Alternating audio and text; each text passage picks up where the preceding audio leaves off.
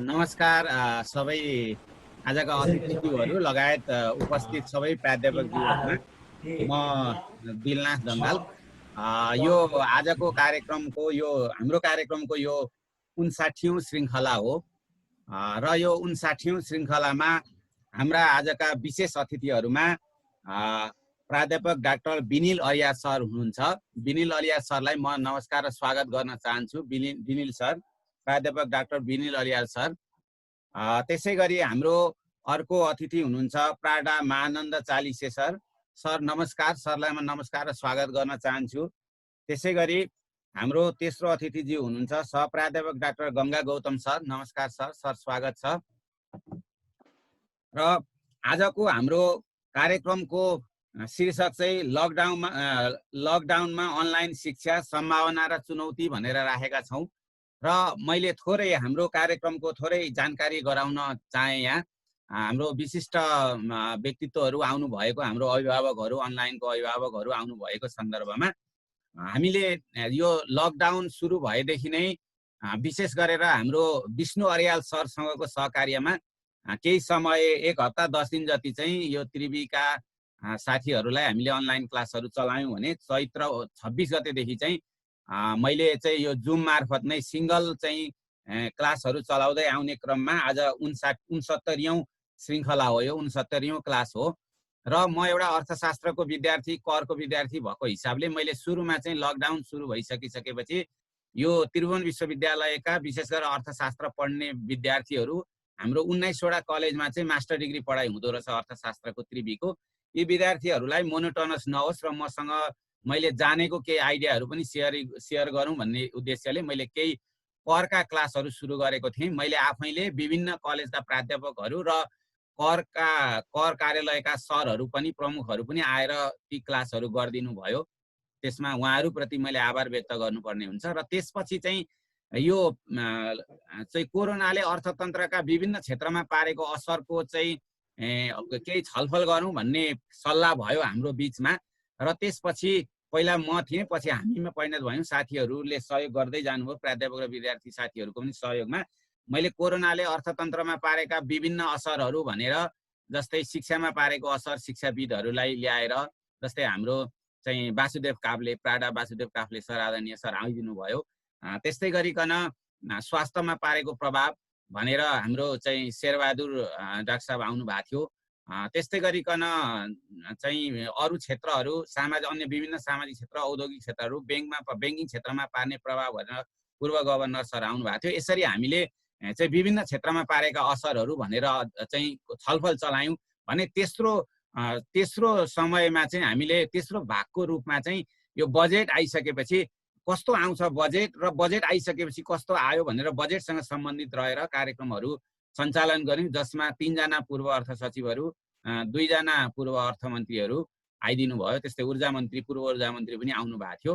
भने अहिले पछिल्लो अवस्थामा गएर चाहिँ यो शिक्षासँग सम्बन्धित रहेर पनि केही कार्यक्रमहरू सञ्चालन गरौँ भन्ने सन्दर्भमा हामीले शिक्षा र त्रिभुवन विश्वविद्यालय र उच्च शिक्षासँग सम्बन्धित रहेर केही कार्यक्रमहरू सम्पन्न गरेको छ, जसमा त्रिभुवन विश्वविद्यालयको रेक्टर सर, त्यस्तै गरिकन चाहिँ हाम्रो डिन सरहरू र प्राध्यापक सङ्घका नेतृत्व तहहरूलाई ल्याएर पनि हामीले छलफल गऱ्यौँ। भने हिजो मात्रै शिक्षाकै सन्दर्भमा चाहिँ शिक्षा मन्त्रालयका सहसचिव रामशरण सापकोटा सर आउनु भएको थियो हिजोको कार्यक्रममा। भने अस्ति शनिबारको कार्यक्रममा चाहिँ हाम्रो राजस्व सचिव चाहिँ रामशरण सर नै हुनुहुन्छ, उहाँ पनि रामशरण सर आउनु भएको थियो। यसरी हामीले धेरैवटा कार्यक्रमहरू सम्पन्न गरिसक्यौँ। भने आजको कार्यक्रमलाई चाहिँ मैले विशेष कार्यक्रम भनेर नाम दिएको छु, किनभने यो लकडाउन सुरु भइसकिसकेपछि यदि आज जो व्यक्तित्वहरू, 3 जना व्यक्तित्वहरू यहाँ हुनुहुन्छ, उहाँहरूले प्रयास नगरेको अथवा उहाँहरूको टिमले प्रयास नगरेको भए, साथमा हाम्रो विष्णु अरियाल सर पनि रहनुहुन्छ, त्यो टिमले यति धेरै अथक प्रयास नगरेको भए अहिले पनि हामीले पढ्ने अथवा पढाउने काम सायद अधुरै हुन्थ्यो होला। धेरै विद्यार्थीहरू अहिले पनि यो पढ्ने पढाउने कामबाट बाहिरै रहन्थे होला। त्यसले गर्दा उहाँहरूको यो अथक प्रयास, म 2063 सालदेखि अहिलेसम्म प्राध्यापक सङ्घको कुनै न कुनै केन्द्रीय कमिटीमा रहँदा के मेरो अनुभव हो भने त्रिभुवन विश्वविद्यालयमा बनेका कमिटी, उपकमिटीहरूले यति छिटो काम गरेको मध्ये यो पनि एउटा महत्त्वपूर्ण हो भन्ने मैले त्यसलाई नाम दिएको छु। र सरहरूले यति छिटै नै जुम हुँदै टिम्समा गएर यति छिटो हामीलाई ट्रेनिङ दिएर यति धेरै प्राध्यापकहरूलाई ट्रेनिङ दिएर अझै पनि सर अघि पनि गङ्गा सर सोध्दै हुनुहुन्थ्यो तपाईँहरूको ट्रेनिङ भयो कि भएन, उहाँहरू अहिले पनि चिन्तित हुनुहुन्छ हामीप्रति। त्यसले गर्दा यो यति छिटो अवधिमा यति धेरै यो टिमले काम गरेको छ र त्यही टिम हामीसँग हुँदाखेरि मैले यो कार्यक्रमलाई चाहिँ विशेष कार्यक्रम भन्न खोजेको हो। र धेरै कामहरू भए, क्लासहरू भए, हामीले ट्रेनिङ पायौँ, धेरै विद्यार्थीहरू चाहिँ ट्रेसिङ गरेर हामीले ल्याउने काम सम्पन्न भएका छन्। तर पनि अझै केही चाहिँ समस्याहरू छन्। त्यसले गर्दाखेरि मैले चाहिँ सम्भावना र चुनौती शीर्षक राखेको हो।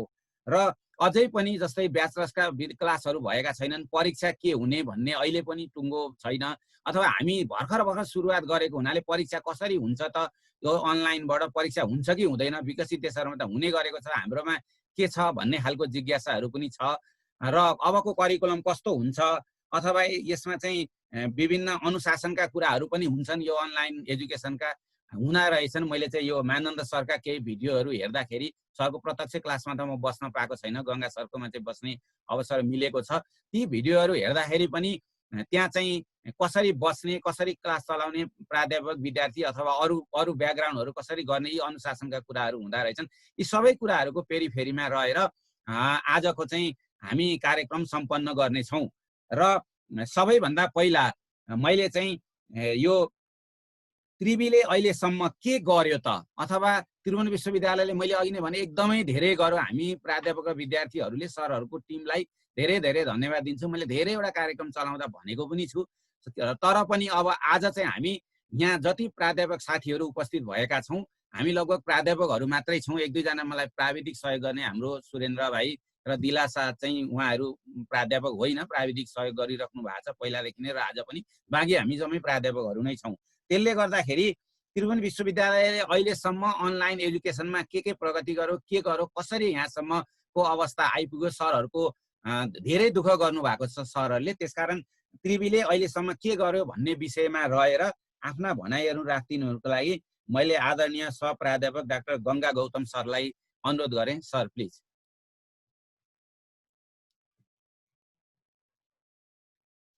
नमस्कार, मेरो अनम्युट भयो जस्तो छ। Thank you. आदरणीय आयोजक दिलनाथ जङ्गाल सर, त्यसपछि आदरणीय प्राध्यापकज्यूहरू र मेरा आदरणीय टिमका सहयोगी प्राध्यापक Vinil Aryal sir, Mahanand sir, Vishnu Aryal sir, सबैलाई मेरो नमस्कार।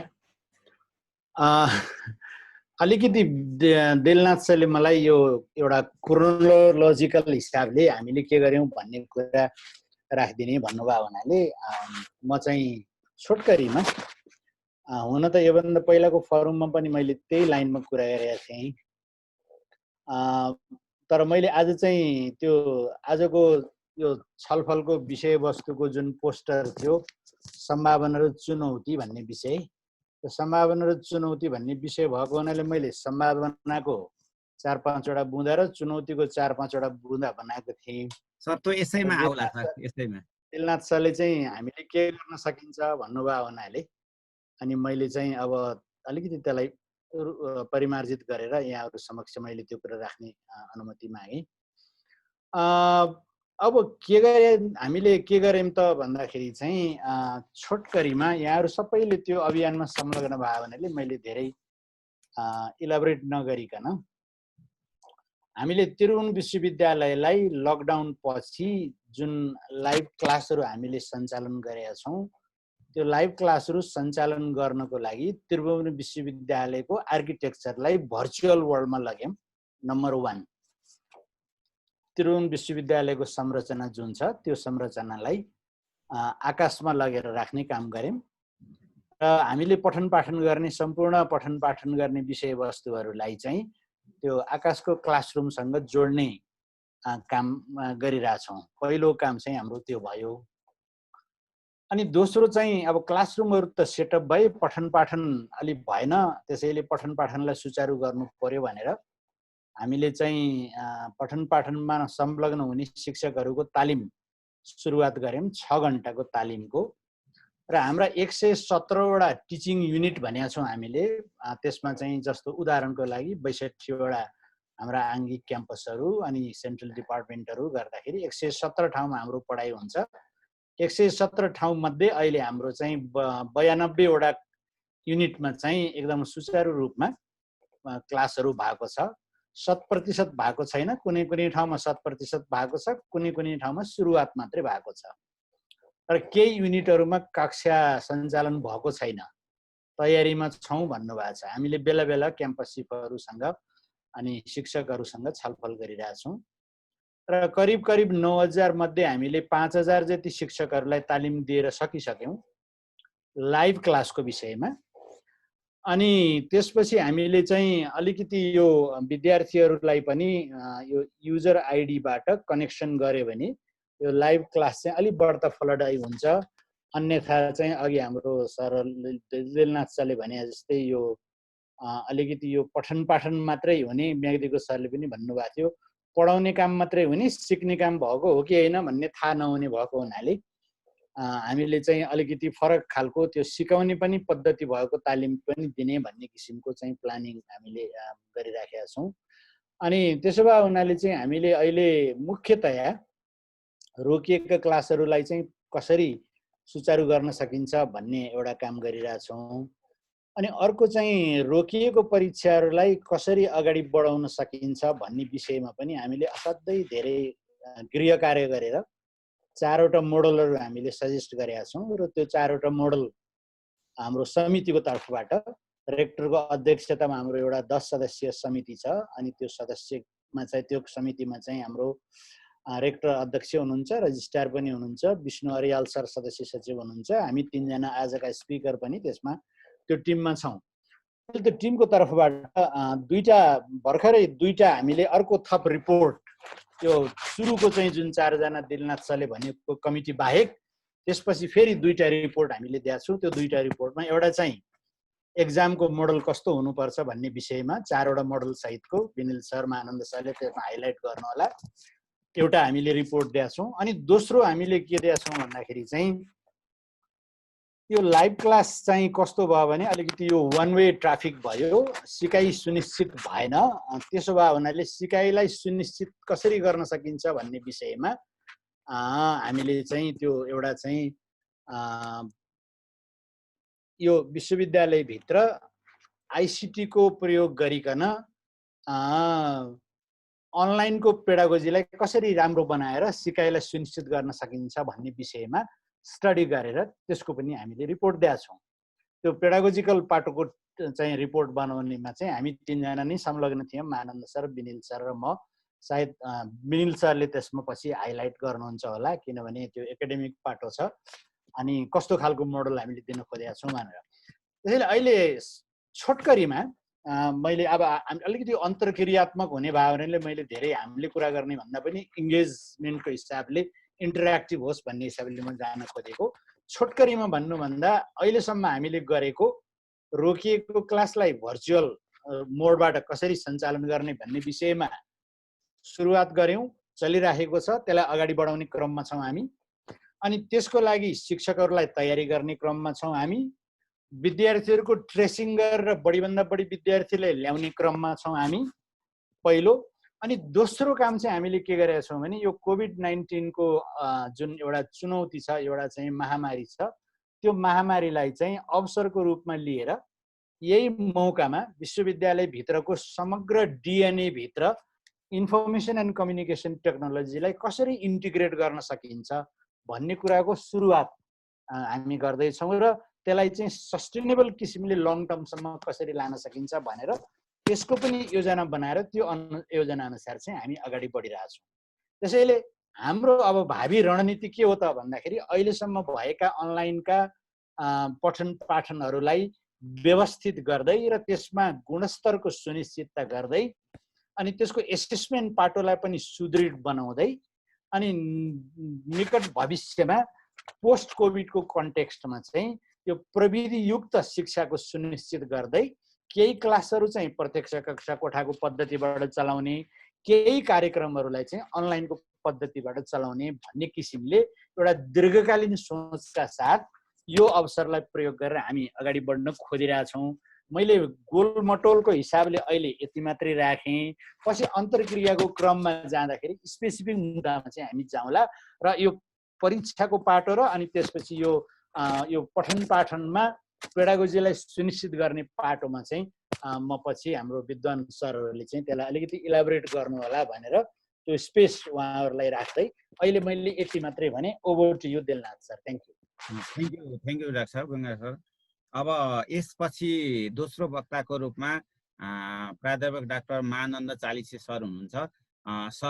सरले चाहिँ अनलाइनमा परीक्षा, विद्यार्थी मैत्री अनलाइन कक्षा, चुनौती र यसमा अनुशासनका कुराहरू पनि यी विषयमा रहेर आफ्ना विचारहरू राखिदिनु हुनको लागि मैले आदरणीय महानन्द चालिसे सरलाई अनुरोध गरेँ। Sir please.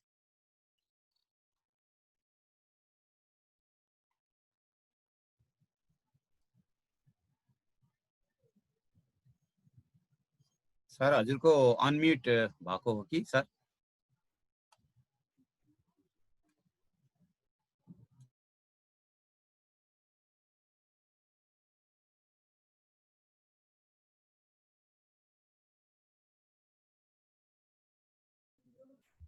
Thank you sir.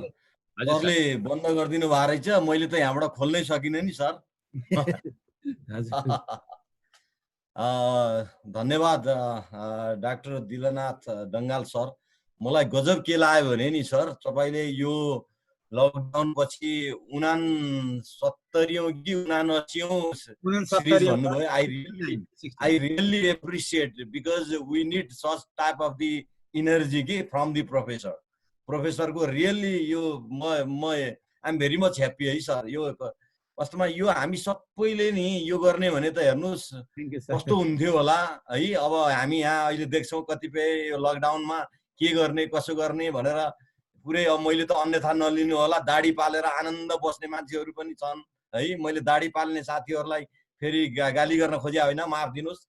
अब एकदमै राम्रो प्रयास गर्नुभएको छ डाक्टर दिलनाथ डङ्गाल सर, मेरा आदरणीय सर विनिल अर्याल, गङ्गा सर, विष्णु जी लगायत मैले मेरा थुप्रै साथीहरू यहाँ देखेको छु।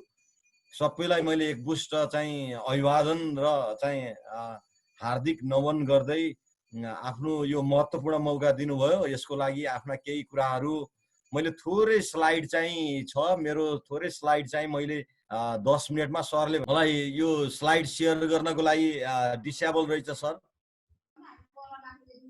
सर गर्नुभयो हुन्छ सर? भइसक्यो सर, भइसक्यो सर। देखियो सर, आइरहेछ सर, आइरहेछ सर। धन्यवाद सरहरू सबैलाई, पुनः सरहरूलाई स्वागत गर्दै। जब लकडाउन सुरु भयो त्यसपछि मलाई लाग्छ थोरै पृष्ठभूमि, मैले अस्ति अनलाइनको पेमेन्ट गर्दाखेरिमा त्रिभुवन विश्वविद्यालयले निर्णय गरिसकेपछि हाम्रा क्लासेसहरू चैतको 12 गतेबाट, हुन त मैले त्रिभुवन विश्वविद्यालयले निर्णय गर्नुभन्दा अगाडि नै, किनकि स्कुल अफ म्यानेजमेन्ट जुन संस्थामा म कार्यरत छु त्यो संस्थाले हाम्रो 3-4 वटा विदेशी विश्वविद्यालयहरूसँग कोलाबोरेसन भएर मैले एउटा प्रोग्राम म त्यहाँ गइसकेपछि मैले साउथ कोरियाको ह्यानोङ, चाइनाको सुफी र इन्डियाको Birla institute of technology and management बिमटेकसँग कोलाबोरेसन गरेर हाम्रा यस्ता वेबिनारहरू, अनलाइन क्लासेसहरू हुने गर्थे, तर यति मात्रामा चाहिँ हुने गर्थेनन्। र मलाई के थाहा थियो भने यो लकडाउन नेपालमा पनि हुन्छ, त्यसपछि हामीले यसमा जानुपर्छ। संसारको अरू देशहरूले गरेको प्र्याक्टिस अनुरूप चाहिँ मैले लकडाउन नहुँदै हामीले योजना बनाएका थियौँ र त्यसकारणले मैले अस्ति आदरणीय प्रोफेसरहरूलाई, मेरा फ्याकल्टिजहरूलाई पेमेन्ट गरेको आधारले चैतको 13 गतेबाट मेरो एमफिलको र एमबिएका 500 जति विद्यार्थीको क्लासेसहरू चैतको चाहिँ 13 गतेबाट सुरु गरेका रहेछौँ र मैले 1365 वटा क्लासको, मलाई लाग्छ त्रिभुवन विश्वविद्यालयकै इतिहासमै म भन्छु त्यति अनलाइन पेमेन्टबाट चाहिँ हामीले क्लास गरेर त्यति एमाउन्टको, अब मैले यहाँ ठ्याक्कै एमाउन्ट नभनौँ, 1365 वटा क्लासको चाहिँ मैले अस्ति आदरणीय प्राध्यापकहरूलाई पेमेन्ट गरेँ मलाई लाग्छ सबभन्दा बढी अनलाइन क्लासेसहरू हुने, म यो गर्वका साथ म भन्छु फर्मल क्लासेसहरू, त्यसमा वेबिनारको त मैले जोडेको छैन, अरू सेमिनारको जोडेको छैन। र प्लस यहाँहरूलाई निवेदन पनि गऱ्यौँ कि मेरो 150 जना विद्यार्थीहरूले यो अनलाइनबाट बिजनेस सिमुलेसन भन्छौँ हामी, एउटा यो टिचिङ पेडागोजी हो, भर्चुअल कम्पनीहरू क्रिएट गर्छौँ। त्यसमा भर्चुअल सिओ हुन्छ, जेनरल म्यानेजर हुन्छ, अकाउन्ट म्यानेजर हुन्छ, फाइनान्स म्यानेजर हुन्छ, एचआर म्यानेजर हुन्छ, मार्केटिङ म्यानेजर हुन्छ। 150 जना मेरो विद्यार्थीहरूले चाइनाका विभिन्न युनिभर्सिटीहरूसँग, कोरियाका विश्वविद्यालयका विद्यार्थीहरूसँग उनीहरूले बिजनेस सिमुलेसनहरू गरे। हेर्नुहोस्, बिजनेस सिमुलेसन पनि अनलाइनबाट सम्भव बनायो हामीले भने। अर्को म तपाईहरुलाई जानकारी गराइदेऊ, हामीले प्रत्येक वर्ष 4वटा ग्लोबल क्याम्प गर्छौं।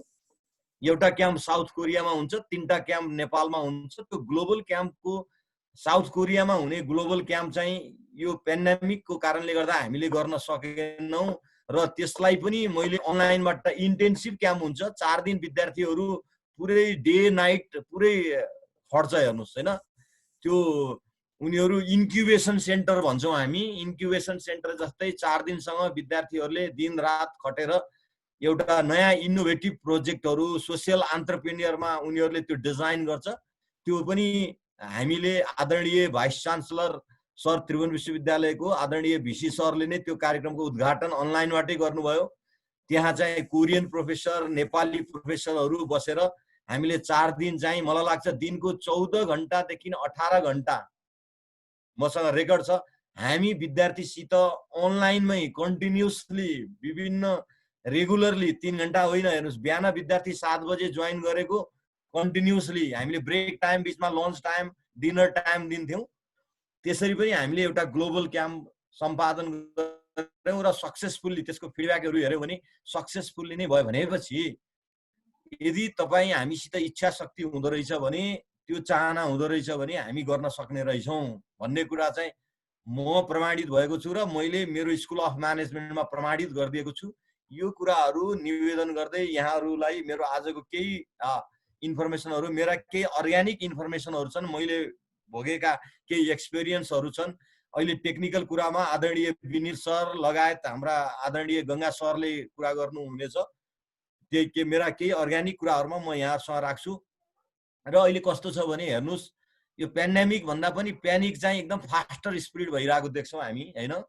किनभने अहिले संसारभरि नै एजुकेसन सेक्टरहरूमा ठुलो एउटा सबभन्दा बढी हिट चाहिँ यो क्राइसिसले गरेको छ। यसमा हामी पनि आइसोलेट भएका छैनौं, हामीलाई पनि त्यो किसिमको समस्या छ। र यही दौरानमा, यही अनलाइन क्लासको दौरानमा हामीले केही विनिल सरले पनि थुप्रै किसिमको अनुसन्धानहरू आफ्नो विद्यार्थी मार्फत युनिभर्सिटीमा गर्नुभएको त्यो मलाई थाहा छ। उहाँको विभिन्न फोरमहरूमा पनि उहाँले सेयर गर्नुभएको छ। त्यस्तै गंगा सरले भने मैले पनि एउटा स्कुल अफ म्यानेजमेन्टमा यसमै हामीले 1-2वटा रिसर्चहरू मेरो टिमले गर्यौं र हामीले केही कुराहरू ठ्याक्कै यो इस्यु र च्यालेन्जेसमा हामीले केही कुराहरू चाहिँ आइडेन्टिफाइड गर्यौं। केही यसका मेटाफोरहरूलाई हामीले यो स्कुल अफ म्यानेजमेन्ट केही त्रिभुवन युनिभर्सिटीको इभिडेन्सेसबाट हामीले आइडेन्टिफाइड गर्यौं। र यसमा नर्मल्ली हामीले भेटेको चाहिँ पहिलो हामीसित अहिले पनि टेक्निकल इस्युज र हाम्रा वाइफाईका कुराहरू र यो विनिल सरले अहिले बताउनु होला। वास्तवमा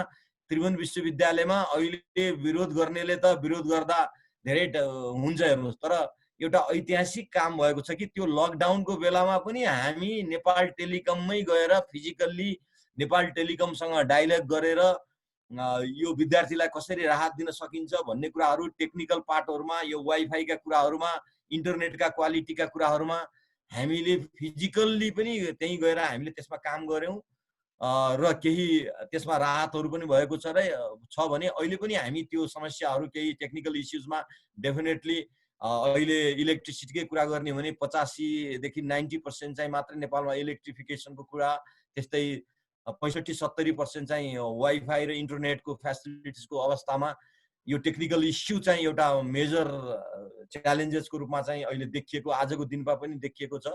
मलाई लाग्छ यसलाई बिस्तारै हामी मिटिगेट गर्दै जानुपर्ने हुन्छ।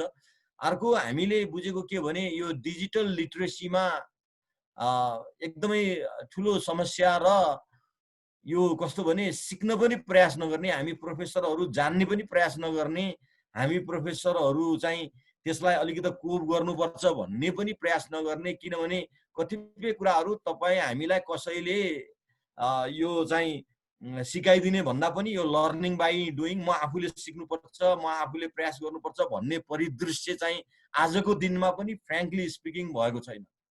हेर्नुहोस् है, त्यस कारणले यो डिजिटल लिट्रेसीका पनि थुप्रै सेल्फ चाहिँ हामीले स्टडी गर्ने डकुमेन्टहरू छन्। मलाई लाग्छ हामीले त्यसमा अध्ययनै कम गरेका छौँ। यो नेटिक्वेटका कुराहरू छन्, अनलाइन लर्निङ इन्भाइरोमेन्टका कुराहरू छन् होइन। यस्ता फोरमहरूमा बस्दै गर्दा अहिले म त्यसमा अलिकति कुरा गर्नेछु। हामी कसरी प्रस्तुत हुने, कस्ता ल्याङ्ग्वेजहरू प्रयोग गर्ने, हाम्रो ड्रेसअपहरू के हुने, बेसिक कुराहरू के हुने, जस्तो जुमभित्र पनि थुप्रै यहाँ ग्रुप क्रिएट गर्न सकिन्छ। जुमभित्र पनि तपाईँले 4-5वटा 8-10वटा टिमहरू क्रिएट गरेर हामी त्यो टिममा बसेर फेरि तपाईँ चाहिँ ग्रुपमा चाहिँ आउने, टोटल बिग ग्रुपमा फेरि यसमा चाहिँ ब्रेकडाउन गर्ने थुप्रै कुराहरू हुन सक्छन्। हेर्नुहोस् होइन, यो डिजिटल लिट्रेसीमा हामी किन प्रयास गरेनौँ भन्दाखेरिमा हाम्रा एटिट्युडका कुराहरू हुन सक्छन्, हामीले नजानेको पनि हुनसक्छ। तर हामीले सिक्ने प्रयासहरू आजको दिनमा पनि हामीले गरेका छैनौँ। त्यो एउटा मैले देखेको के हो भने विद्यार्थीमा होस् अथवा प्राध्यापकमा होस्, हामीमा होस्, यो डिजिटल लिट्रेसी चाहिँ एकदमै पावरफुल रहेछ। यो चाहिँ एउटा हामीले ठुलो च्यालेन्जेसको रूपमा, ठुलो इस्युजको रूपमा चाहिँ अझै पनि आजको दिनमा पनि हामीले भेटेका छौँ। भने अर्को अहिले आदरणीय विनिल सरहरूले पनि गर्नु होला पेडागोजीको कुरा, जसलाई हामी एन्ड्रागोजी पनि भन्छौँ। यो एडल्ट लर्निङ हो, चाइल्ड लर्निङ भन्दा पनि म अझ एडल्ट लर्निङ भन्ने गर्छु। र यो पेडागोजीमा पनि हामी कसरी पढाउने, हाम्रा यो भित्र पनि अहिले हामी भित्र जुमबाट हामी टिम्समा गइसकेका छौँ भने टिमभित्र पनि थुप्रै हामीले पाउने फ्री रिसोर्सेसहरू, फ्री एक्सेसका कुराहरूमा पनि हामीले एक्सप्लोर गर्दैनौँ कि हामीले कमसेकम दिनमा 1-2 घन्टा समय दिएर यो के हो त भन्ने कुराहरू हामीले सेल्फ रिसर्चहरू गरेका छैनौँ। यसका लर्निङ म्यानेजमेन्ट सिस्टम हुन सक्छन्, मुडलका कुराहरू हुन सक्छन् होइन। जस्तो मैले अहिले हजुरहरूलाई निवेदन गरेँ नि, बिजनेस सिमुलेसन भनेको एउटा पेडागोजी हो होइन। टर्म पेपरहरू लेख्ने पेडागोजी होला, प्रोजेक्ट गर्ने पेडागोजी हुन सक्छ होइन। हामीले चाहिँ ती पेडागोजीहरूलाई अनलाइन थ्रु चाहिँ कसरी गर्ने भन्ने कुराहरू, कतिपय कुराहरू चाहिँ हामीले त्यसमा पनि काम गर्न सक्थ्यौँ भने। तर अहिले हामी कहाँ अर्को ठुलो चुनौती के छ भने यो हाम्रो टिमले विश्वविद्यालयलाई हामीले प्रिस्क्राइब पनि गरेका छौँ, सल्लाह पनि गरिसकेका छौँ। हाम्रा कतिपय करिकुलमहरू, कतिपय चाहिँ पेडागोजिकल इस्युजहरूलाई डिजिटलाइज गर्नुपर्ने, डिजिटल कन्टेन्टमा लानुपर्ने, ती कुराहरू पनि हामीसित केही चुनौतीहरू छन्। भने मैले आज पनि यो फोरममा भन्ने गर्छु कि हामी यत्रो 4 महिनासम्म 4-5 महिना अगाडि यो चैतको 12 गतेबाट लकडाउन सुरु भइसकेपछि आउँदाखेरिमा पनि हाम्रो विश्वविद्यालयले गरेको छ कामहरू त, तर अझै हामी धेरै काम गर्न सक्थ्यौँ। हाम्रा यत्रा विशेष समितिहरू छन्, ओभर द नाइट हामीले विशेष समितिहरूलाई बोलाएर हाम्रा चाहिँ करिकुलमहरूलाई, हाम्रा यी कुराहरूलाई चाहिँ डिजिटल कन्टेन्टमा लाने र तुरुन्तै अनलाइन फ्रेन्डली बनाउने, डिजिटल टेक्नोलोजी फ्रेन्डली बनाउने कामहरू गर्न सक्थ्यौँ। अझै पनि म सम्बन्धित निकायसँग चाहिँ यो ध्यानाकर्षण पनि गराउन चाहन्छु, किनभने अझै पनि हामीले यी कुराहरूलाई अगाडि बढाउनु पर्ने हुन्छ, अझै पनि यी कुराहरूलाई हामीले म्यानेज गर्नुपर्ने हुन्छ। यो किनभने यो पेडागोजी पनि कम्प्याटिबल भएन, डिजिटल फ्रेन्डली भएन भने हामीसित थुप्रै च्यालेन्जेसहरू हुन्छ। भने हामीसित अहिले देखिएको बिग च्यालेन्जेस कस्तो छ भने एसेसमेन्ट एन्ड इभ्यालुएसन नै हो। हेर्नु, यसमा पनि मैले इच्छा शक्ति चाहिँ हामीभित्र कमजोर हुँदै गइरहेको मैले देखेको छु। म अलिक क्रिटिकल बोलिरहेको छु। हेर्नुहोस्, हामीले थुप्रै यसको बारेमा पनि मोडलहरू दिइसकेका छौँ। हामीभित्र भएका कमिटीहरू वा थुप्रै कमिटीहरू, परीक्षा सम्बन्धी कमिटीहरूले पनि मलाई लाग्छ विश्वविद्यालयमा थुप्रै मोडलहरू दिइसकेका छन्। हिजो मात्रै केही निर्णय भयो अरे भन्ने मैले सुनेको छु, तर मलाई थाहा छैन त्यो बाहिर आइसकेको छ कि। तर त्यो निर्णयमा पनि त्यो हामीले यो मोडलबाट जाने भन्ने कुरा कन्फाइन हामी गर्न सकेनौँ। अझै पनि हामीमा कस्तो भ्रम छ भने यो कोरोना ठिक हुन्छ, फेरि फिजिकल डिस्टेन्समा हामी मेन्टेन गरेर परीक्षा लिन्छौँ भन्ने किसिमको हामीले अझै पनि त्यो भ्रम पालेका छौँ। म त्यो चाहिँ त्यसरी अझ हामी अगाडि बढ्न सक्दैनौँ, किनकि हामीले विश्वविद्यालयको होलिस्टिक एप्रोचमा हेर्ने एउटा छँदैछ भने हामीले program wise, faculty wise, semester wise पनि अथवा हामी जानुपर्ने हुन्छ। यो एसेसमेन्टको, इभ्यालुएसनको सम्बन्धमा हामीले अझ अलिकति कडा किसिमको डिसिजन लिन सकिएन भने जुन कुराहरू मैले विश्वविद्यालयबाट आइरहेको हिजो अस्तिकोबाट सुनेको छु, म त्यति आइ एम नट सेटिस्फाइड, म त्यति सेटिस्फाइड छैन। मैले यहाँ भन्नै पर्ने हुन्छ, किनभने फ्रेगमेन्टेड एप्रोचमा विश्वविद्यालयले निर्णय गर्नुपर्ने हुन्छ। संसारका विश्वविद्यालयको हेर्नुहोस्, दिल्ली युनिभर्सिटीले ग्रेजुएट लेभलको एउटा मोडल प्रिस्क्राइब गरेको छ, अन्डर ग्रेजुएटको एउटा मोडल प्रिस्क्राइब गरेको छ। मैले अस्ति एउटा अमेरिकन युनिभर्सिटीको सुनेको थिएँ, 50,000 विद्यार्थीलाई 24/7 अप्रोचमा काम गरेर उनीहरूले एसेसमेन्ट र इभ्यालुएसनको कामहरू अगाडि बढाएर 1 हप्तामा उनीहरूले चाहिँ कम्प्लिट गर्यो भन्ने त्यस्ता कुराहरू पनि आइरहेका छन्। भने अझै पनि कोरोना ठिक हुन्छ, हामी भेटघाट हुन सक्छौँ, अनि हाम्रा त्यही कन्भेन्सनल मोडबाट हामी परीक्षा लिन्छौँ भन्ने हाम्रो जुन मानसिकता छ, त्यो मानसिकतालाई अब हामीले अलिकति पृथक ढङ्गबाट सोच्नुपर्ने हुन्छ। हामीले थुप्रै एसेसमेन्ट र इभ्यालुएसनका मोडलहरू दिएका छौँ। यसमा म अहिले क्याटेगोरिकल्ली चाहिँ छलफल गर्दाखेरिमा समय छैन, त्यसमा म जाँदिनँ। थुप्रै मोडलहरू प्रिस्क्राइब भइरहेका छन्। त्यस कारणले faculties wise, semester wise, programs wise ती मोडलहरू कुन प्रोग्राममा कुन कम्प्याटिबल हुन्छ भन्ने कुरा पनि मलाई लाग्छ हाम्रो कमिटीले त्यसको इभ्यालुएसन र एसेसमेन्टको फ्याकल्टी वाइज म्याट्रिक्स बनाएर पनि दिएको छ। यो प्रोग्रामको लागि यो मोडल, यो प्रोग्रामको लागि यो मोडल, यो प्रोग्राममा यो सञ्चालन हुन सक्ने। जब त्यति कुरा भइसकेपछि हामीले त्यसलाई एउटा डिसिजन गरेर जानुपर्छ। किनकि म एउटा व्यवस्थापनको विद्यार्थी, मैले के बुझेको छु भने if you can not cope change you will die in the market, you will fail in the market, because change or die strategy भन्छ अहिलेको फिलोसफी। हेर्नुहोस् 2016-17 पछाडि आउनुभयो भने म्यानेजमेन्टमा change or die, if you can not cope change you will die in the market, meaning that you will fail in the market. त्यस कारणले यो हामीले गर्नुपर्ने आवश्यकता छ। भने अर्को एउटा च्यालेन्जेस मैले के देखेँ भने सेल्फ मोटिभेसनहरू, टाइम म्यानेजमेन्टको कुराहरू हामीले भन्ने गरेका छौँ कि हेर्नुहोस्, जुन क्याम्पस प्रमुखले, जुन डिपार्टमेन्ट हेडले, जुन प्रोफेसरले चाहिँ अगाडि बढायो यसलाई गर्नै पर्छ, यो गर्नै सकिन्छ। जस्तो मेरो विद्यार्थी अहिले 100% मसँग ट्रेसिङमा छ, मेरो विद्यार्थी अर्घाखाँचीमा पनि छ, मेरो विद्यार्थी भोजपुरमा पनि छ, मेरो विद्यार्थी दोलखामा पनि छ, मेरो विद्यार्थी काभ्रेमा पनि छ, मेरो विद्यार्थी रामेछापमा पनि छ, मेरो विद्यार्थी चाहिँ कैलालीमा पनि छ। भने मैले गर्न सक्ने, अरूले गर्न नसक्ने, विनिल सरले गर्न सक्ने, अनि अर्को एबिसिडीले गर्न नसक्ने। त्यस कारणले म के भन्छु भने त्यसमा हामी भित्रमा त्यो किसिमको इच्छा शक्ति, त्यो किसिमको एटिट्युड, त्यो किसिमको चाहिँ एउटा सेल्फ मोटिभेसन अहिले इन्स्टिट्युसनल लेभलमा पनि ल्याकिङ भएको मैले देखेको छु। कतिपय डिपार्टमेन्ट हेड होलान्, कतिपय क्याम्पस प्रमुखहरू होलान्, हैन। यो त वास्तवमा मैले त धेरैचोटि मेरा आदरणीय त्रिभुवन विश्वविद्यालयका चाहिँ पदाधिकारीहरूलाई पनि मैले भन्ने गरेको छु। 3टा कुरामा म जहिले पनि फोकस गर्छु। यो च्यालेन्जेसलाई, यो इस्युजलाई म्यानेज गर्नको लागि हामीले पिपुललाई इन्टरभेन्सन गर्नै पर्ने हुन्छ। इन्टरभेन्सन भनेको तपाईँ हामी माथि इन्टरभेन्सन गर्नु पर्यो, हेड माथि इन्टरभेन्सन गर्नु पर्ला, क्याम्पस चिफ माथि इन्टरभेन्सन गर्नु पर्ला।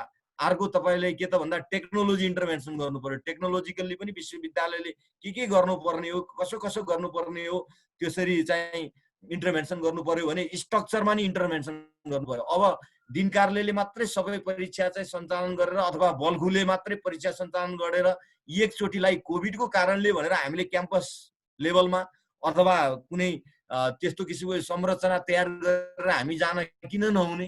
मैले देखिरहेको छु कतिपय प्रोफेसरहरूको आइरहेको छ विभिन्न मिडिया मार्फत मात्रै। अब अहिले यही बेलामा हो हामीले हिट गर्ने, हामी हिजोकै केन्द्रीकृत परीक्षा प्रणालीहरू त्यसलाई हामीले रिफर्म किन नगर्ने। हाम्रा केन्द्रीकृत परीक्षा प्रणालीहरूले गर्दा नै आज हामीलाई यी एसेसमेन्ट र इभ्यालुएसनमा थुप्रै समस्याहरू भएको छ। हामी सेमेस्टरमा गयो भन्छौँ तर हाम्रो माइन्डसेट सेमेस्टरमा जान सकेको छैन। सेमेस्टरमा जाँदाखेरिमा हाम्रा प्राध्यापकलाई दिने अधिकारहरू, विषय समितिलाई दिने अधिकारहरूमा हेर्नुभयो भने त्यसमा तपाईँले सेमेस्टर त खालि नाम मात्रै भएको छ, सेमेस्टरको रियल फ्लेभर आउन सकेको छैन। किनभने यो एसेसमेन्ट र इभ्यालुएसन भनेको एउटा सेमेस्टरसँग रिलेटेड हुने कुराहरू हो। त्यस कारणले यो कुराहरू चाहिँ नर्मल्ली यो कुनै लिट्रेचरबाट ल्याइएको होइन साथीहरू, आदरणीय सरहरू। यो त्रिभुवन विश्वविद्यालयमा अहिले देखिएको ठ्याक्कै अर्ग्यानिक समस्या हो। यो अर्ग्यानिक समस्यालाई हामीले 3टा अप्रोचबाट इन्टरभेन्सन गर्नु, यसको सल्युसन पनि छ। मैले भने 3 ठाउँमा हान्नु पर्यो। एउटा मान्छे जनशक्तिलाई हान्नु पर्यो।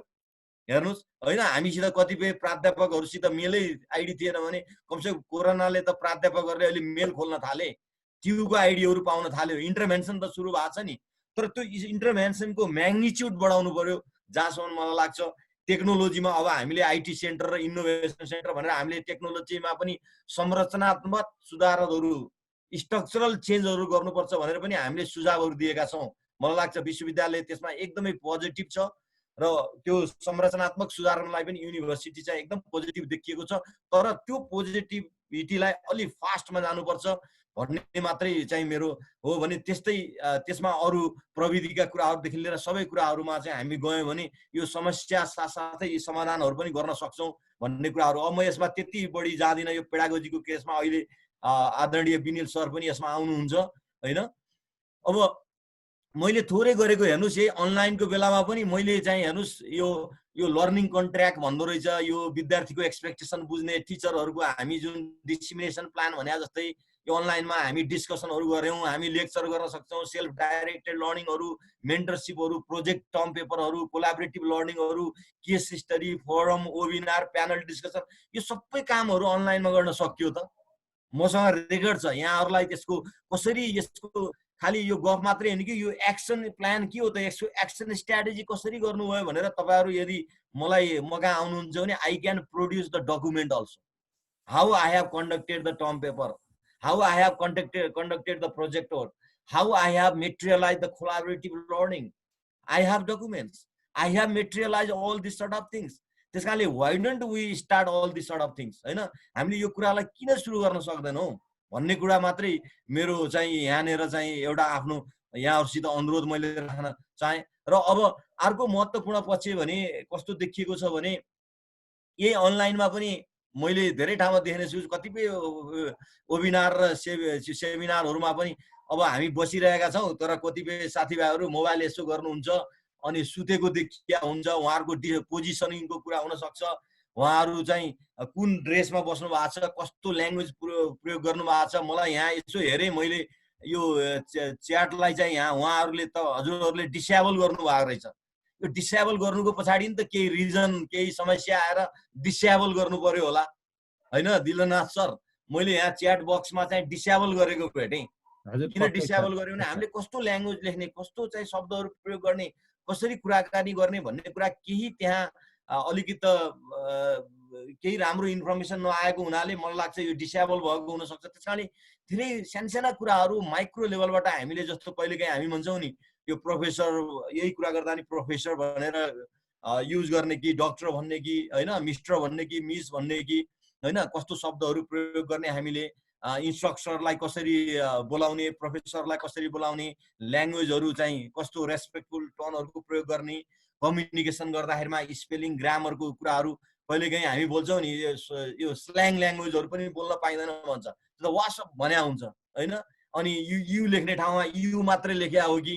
अब यस्ता यस्ता कुराहरू पनि हामीले अलिकति विद्यार्थीलाई यसको इन्टरनेट एटिक्युट भन्छौँ, ती कुराहरूमा पनि हामीले सिकाउनु पर्ने हुन्छ, हामीले पनि सिक्नु पर्ने हुन्छ हैन। अनलाइनमा प्रस्तुति हुँदाखेरिमा कसरी प्रस्तुति हुने भन्ने कुराहरू हैन, कस्ता शब्दहरू समेत, कस्ता फन्टहरू राख्ने हैन, अनि तपाईँको पर्सनल इन्फर्मेसनहरू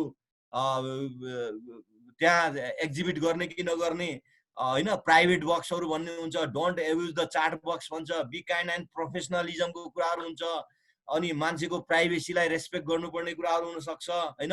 अनि अब मैले अहिले पनि देखेको छु कतिपय हामी प्राध्यापकहरू मेल आउँछ, हेर्नुहोस् एकदम महत्त्वपूर्ण बुझ्ने कुरा हो, यो विदेशीले यसलाई एकदम राम्रो मान्दैन। हेर्नुहोस् तपाईँलाई मेल गर्यो 24 घण्टा 2 दिन 3 दिन हुँदा पनि त्यो मेलको चाहिँ एक्नोलेज गर्दैनौँ हामी। हेर्नुहोस् हाम्रो त्यो बानी, यदि कुनै हामी प्राध्यापकसँग त्यो बानी छ भने प्लिज म हात जोड्छु आजैबाट त्यो बानी हटाउँ। कमसेकम नोटेड विथ थ्याङ्क्स त तपाईँले हेर्न पाउनु भएको छैन भने ठिक छ, ओके हेर्नुहोस्, तर तपाईँले चाहिँ नोटेड विथ थ्याङ्क्स त लेख्न सक्नुहुन्छ, अथवा आई रिसिभ्ड योर मेल भनेर त हामी लेख्न सक्छौँ। हेर्नुहोस् त्यस कारणले यी सानसाना कुराहरूले पनि हाम्रो प्रोफेसनलिजम कति छ त, हामी भित्रमा लर्निङ ह्याबिट कति छ त, हाम्रो एटिट्युड कस्तो छ त भन्ने कुराहरू चाहिँ देखाउँदो रहेछ। इट म्याटर्स भेरी बिग हैन।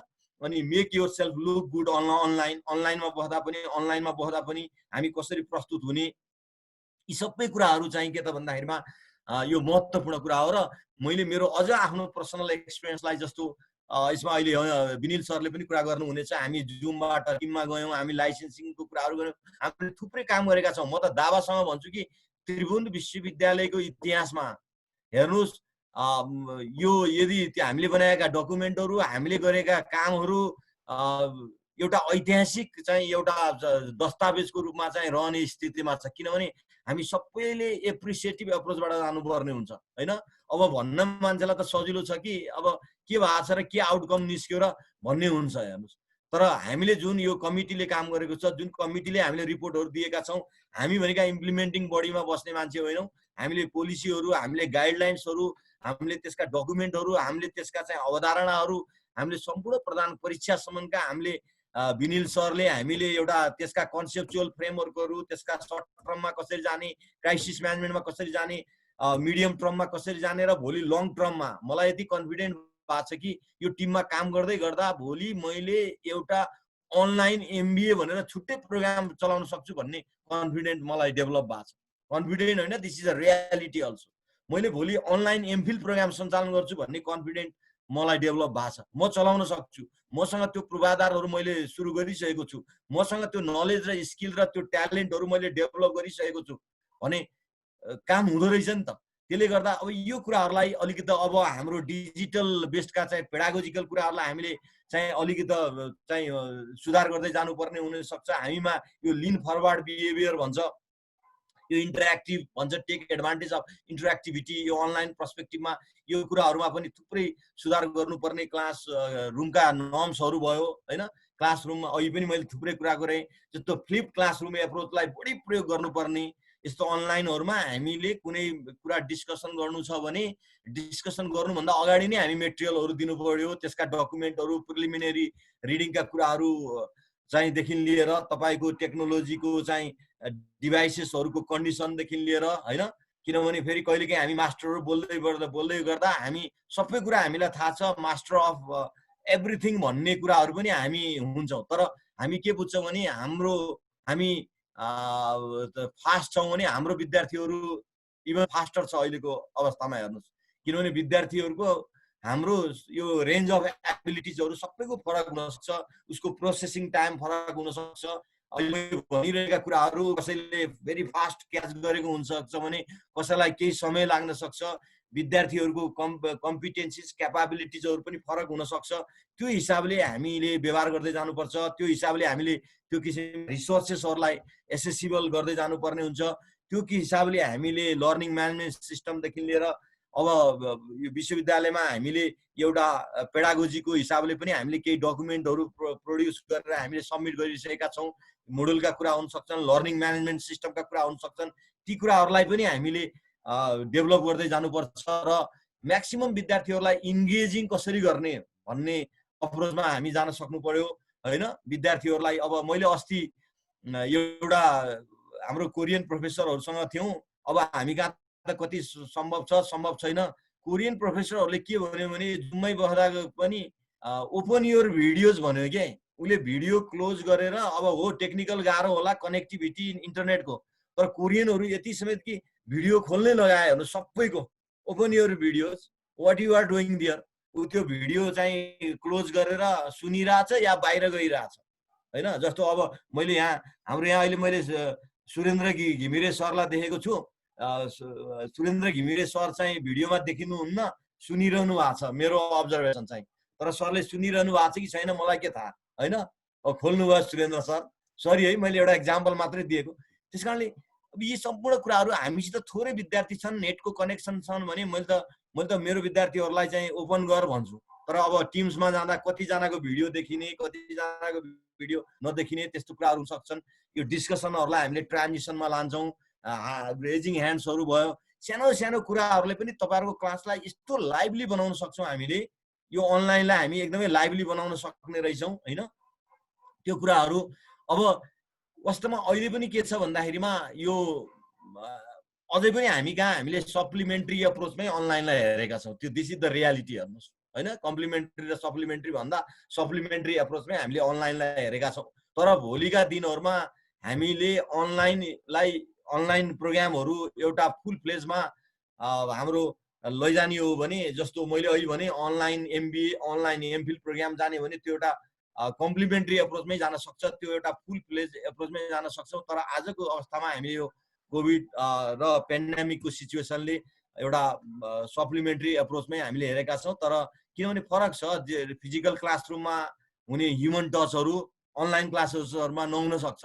तैपनि हामीले यो अल्टरनेटिभ मोडमा जानको लागि, हामीले म्यानेज गर्नको लागि, यो क्राइसिसको सम्बन्धमा यसलाई ओभरटेक गरेर जानको लागि पनि हामीले यो कुरालाई बुझ्नै पर्ने हुन्छ हैन। र कतिपय हामीले अहिले एउटा अध्ययन पनि गरिरहेका छौँ, हामीले डिजिटल बोर्डहरूदेखि लिएर के देखियो भने थ्योरी क्लासेसहरूलाई एकदमै सजिलो देखियो, तर अब प्र्याक्टिकल क्लासेसहरूलाई, न्युमेरिकल क्लासेसहरूलाई चाहिँ जस्तो म्याथमेटिक्स एकाउन्टमा चाहिँ अलिकति गाह्रो हो कि भन्ने कुराहरू पनि आएको हुनाले अहिले डिजिटल बोर्डदेखि लिएर हामीले त्यस्तै कसरी गर्न सकिन्छ भनेर स्कुल अफ म्यानेजमेन्टले त्यसमा एउटा अध्ययन सुरु गरेको छ।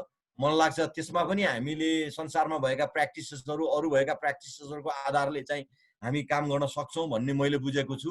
र अन्तमा फेरि अहिले छलफलमा म भाग लिनेछु। अन्तमा मैले बुझेको एउटा कुरा के हो भने, मैले अहिले पनि यहाँहरूसित निवेदन गरेँ, यो चेन्ज अर डाई नै हो। हेर्नुहोस्, किनकि हामी परिवर्तन हुनुपर्ने छ। आज हामीले यत्रो आइडियाहरू छ अहिले, हेर्नुहोस् कतिपयहरूले के छ भने अनलाइनको त आउटकम त्यस्तै हो, तर तपाईँहरूले चाहिँ आइडी चाहिँ राम्रो रहेछ, आइडीले त बडो म्याटर गर्दो रहेछ भन्छन्। हेर्नुहोस् है, किनभने त्यत्रो कामहरू भएको छ। हेर्नुहोस्, अनलाइनको दौरानमा धेरै ठाउँमा क्लासेसहरू भएको छन्, धेरै ठाउँमा चाहिँ प्राध्यापकहरूले चाहिँ डिजिटल्ली ट्रेन हुनुभएको छ होइन, आफूलाई परिवर्तित गर्ने मौका पाउनु भएको छ।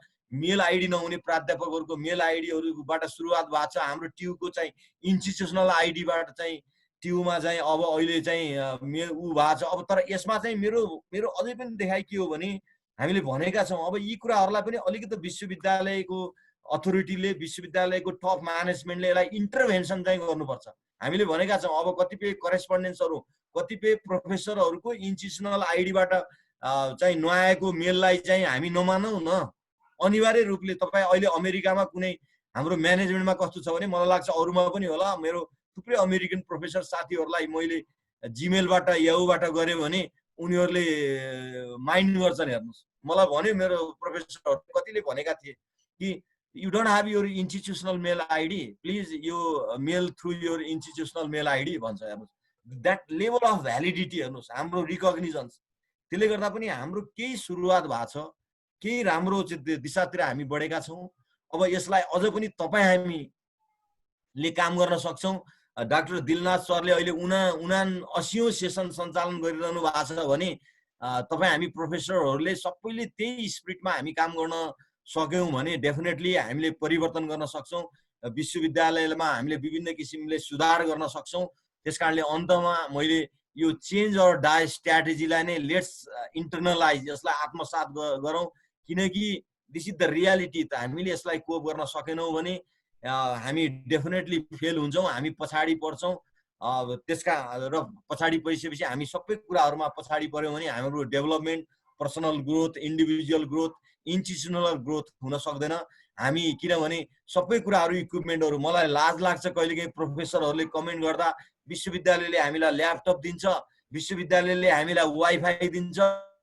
मलाई लाज लाग्छ हामी प्रोफेसरहरू यो 3-4 महिना पढाउनु परेन के त्यो 3-4 महिना उहाँहरूले पाउने तलबले चाहिँ ल्यापटप किन्न सक्नुहुन्न, त्यसले म्यानेज गर्न सक्नुहुन्न। मलाई लाग्छ विश्वविद्यालयले धेरै अगाडि चाहिँ ल्यापटपको लागि, कम्प्युटरको लागि विश्वविद्यालयले केही त्यसमा चाहिँ केही सहयोग पनि गरेको थियो, विभिन्न लोनहरू मार्फत, सफ्ट लोनहरू मार्फत होइन। त्यसकारणले यो माइन्ड सेटबाट हामी जहिलेसम्म हामी सुध्रिन सक्दैनौँ। सबभन्दा ठुलो कुरो म्यानेजमेन्टमा के भन्छ भने एउटा आस्क मोडल भन्छ कि आस्क भनेको ए भनेको एटिट्युड, यस भनेको स्किल, के भनेको नलेज। हेर्नुहोस्, अहिले knowledge is not a big things के, within a fraction of minutes you can identify what is happening in America, China, India, but until and unless if you cannot cultivate your attitude that would be better compatible for the society or your stakeholder, you will not be success के। त्यसकारणले हामीले हाम्रो एटिट्युडमा सुधार गर्नु पर्यो, हामीले हाम्रो learning ह्याबिटमा सुधार गर्नु पर्यो। अनि त्यो सुधार गर्यौँ भने के हुन्छ भने डेफिनेटली हामी सबैको पर्सनल ग्रोथ, इन्स्टिट्युसनल ग्रोथ र सोसाइटीको सबको ग्रोथ हुन्छ भन्ने कुरा चाहिँ मेरो ठम्माइ छ। यी कुराहरू राख्दै आफ्ना भनाइहरूलाई अहिलेलाई म यही नै बन्द गर्न चाहन्छु। धन्यवाद, नमस्कार। हस्, धन्यवाद आदरणीय महानन्द सर। सरको भनाइ वास्तवमै अर्गानिक र साँच्चीकै व्यवहारिक खालको, र मैले पनि केही समयदेखि लकडाउनदेखि नै कार्यक्रम सञ्चालन गर्ने क्रममा मैले पनि सुनिरहेको र भित्रै मन अमिलो भइरहेका कुराहरू थिए। सरले साँच्चै उजागर गरिदिनु भयो। जस्तै सरले भनेको जस्तो यो अनलाइन क्लास भनेको त सरहरूको ठगी खाने भाँडो हो। के हुन्छ र यसबाट के नै सिक्छन् र कसले के नै सिक्न सक्छ र त्यो एउटा आइडी चाहिँ उपलब्धिमूलक भयो, बाँकी त त्यस्तै हो भनेर पोजिटिभ भन्दा नेगेटिभतिर बढी गएको धेरै साथीहरूबाट सुन्ने गरेको थिएँ। त्यसले मनै अमिलो हुने गर्थ्यो। साँच्चीकै सरले राम्रो ढङ्गले प्रस्तुत गरिदिनु भयो। यसले पनि इन्करेज हुन्छ भन्ने नै लाग्छ। र ल्यापटपका कुराहरू र यो नेटका कुराहरू पनि साँच्चै उठेका थिए। सरले त्यसलाई पनि समेटिदिनु भयो। त्यस्तै चुनौतीका कुराहरू आए सर, त्यस्तै अनुशासनका कुरा, विद्यार्थी मैत्री क्लासहरूका यी सबै कुराहरू आए। यी सबै कुराहरूको लागि मैले सरलाई विशेष धन्यवाद दिन चाहेँ। र त्यसपछि अब तेस्रो वक्ताको रूपमा हाम्रो आदरणीय प्राध्यापक डाक्टर विनिल अरियाल सर हुनुहुन्छ। सरलाई चाहिँ मैले सम्भावना अथवा अबको करिकुलम कस्तो हुनुपर्छ, अथवा अबको हाम्रो जानु बाटो कस्तो छ त भन्ने कुरालाई मध्यनजर राख्दै यही कुरामा रहेर र बाँकी आफ्नो तरिकाले आफूलाई कम्फोर्ट हुने गरी आफ्ना भनाइहरू राखिदिनु हुनको लागि म आदरणीय विनिल सरलाई अनुरोध गर्दछु। Please sir. Surendra sir Vinil सरलाई अनम्युट गरिदिनु होला प्लिज। हजुर सर। आदरणीय दिलनाथ दङ्गाल सर, सर्वप्रथम त धेरै धेरै म धन्यवाद नै सर लिन आफ्नो सुरुमा यसरी यस्तो कार्यक्रममा केही कुरा राख्न मौका दिनुभयो सर, धेरै धेरै धन्यवाद। सबै सर म्याडममा मैले अभिवादन गरेँ। केही छुटेका कुराहरू र सरले भन्नुभएको कुराहरू म राख्न गइरहेको छु। र हामीले अहिले छलफलमा ल्याएको कुराहरू चाहिँ एकदमै एम्बिसियस कुराहरू होइनन्। यी कुराहरू हामीले नै गर्न सक्छौँ र गर्न सक्ने कुराहरू मात्रै हामी यहाँ छलफल गरिरहेछौँ।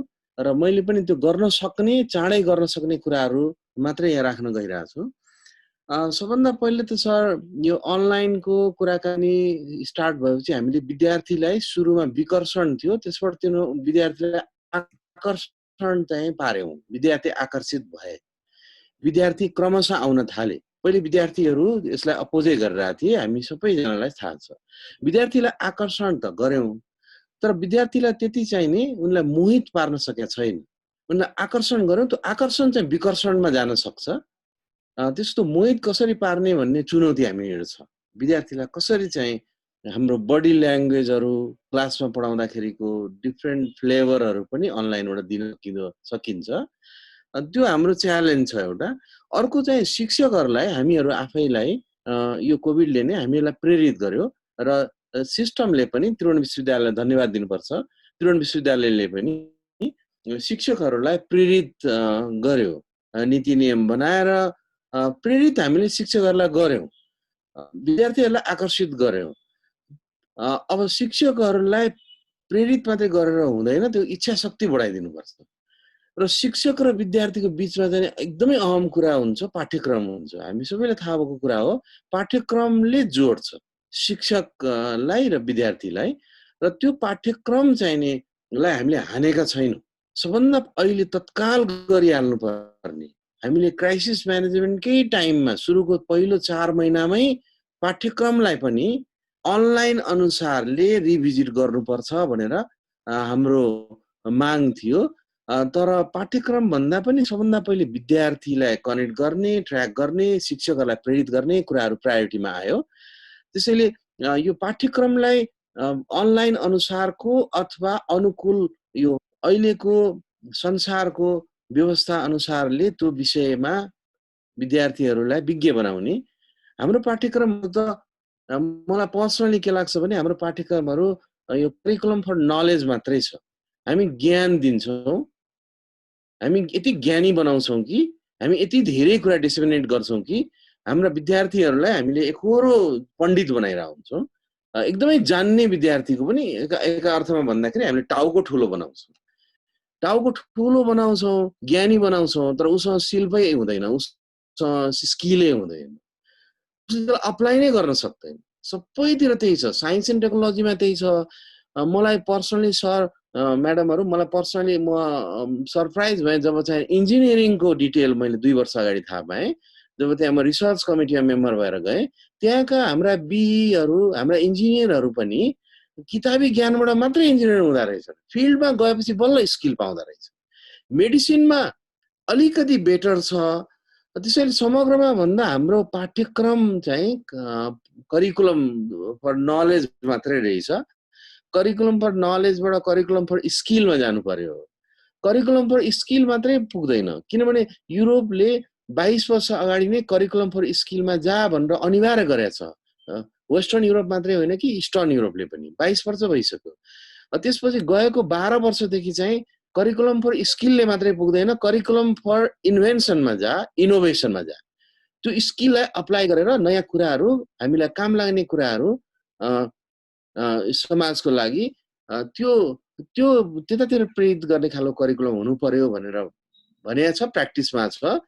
हाम्रा एसियाका केही देशहरूले एकदमै सफलतापूर्वक लागू गरेका छन्, हामीलाई उदाहरणहरू छ। म यसको डिटेलमा जान्न, तर पनि हामीले एउटा यो हाम्रो करिकुलम जुन छ नि, करिकुलम फर नलेज छ, सबै विधामा हाम्रो करिकुलमलाई रिभिजिट गर्न एकदमै जरुरी छ र यो अवसर हो, अहिले नै हामीले गर्न सक्छौँ। त्यो मलाई त कहिलेकाहीँ के लाग्छ भने सर, हुन त यो मैले यहाँ सेयर गर्दाखेरि अलिकति अमिल्दो जस्तो पनि हुन्छ, यो कोभिड अझै 2 महिना उता जाओस् जस्तो पनि लाग्छ सर, किनभने यसले गरेर त्यो करिकुलमलाई नै हान्न पाएको छैन सर। करिकुलमलाई कसरी चाहिँ सब्जेक्ट कमिटी थ्रुबाट मोडलाइज गर्ने ती कुराहरू, त्यसमा म थोरै कुरा राख्न चाहन्छु। र करिकुलमलाई हामीले अलिकति यो बेलामा लग्यौँ भने शिक्षकलाई जुन हामीले प्रेरित गरेका छौँ, त्यो शिक्षकको इच्छा शक्ति पनि हामी बढाउन सक्छौँ। हाम्रो सबैको इच्छा शक्ति बढ्छ निश्चित रूपमा। विद्यार्थीहरू असाध्यै मोहित हुन्छन्, विद्यार्थीहरू एप्लिकेबल हुन्छन्। त्यसैले त्यतातिर टार्गेट गरेर हामीले दोस्रो रिपोर्ट पनि अघि आदरणीय गंगा सर, मानन सरले मेन्सन गर्नुभयो, त्यसमा हामीले एकदमै धेरै मेहनत गरेका छौँ। राष्ट्रिय अन्तर्राष्ट्रिय स्तरको दृष्टान्तहरू र हाम्रो कन्डिसनमा कसरी सजिलै जान सकिन्छ, कसरी विवाद रहित भएर जान सकिन्छ। जसरी अनलाइन क्लास र अथवा आइडीको कुरा गर्दाखेरि सुरुमा विरोधहरू भयो, पछि बिस्तारै चाहिँ अनुकूल वातावरण हुँदै गयो।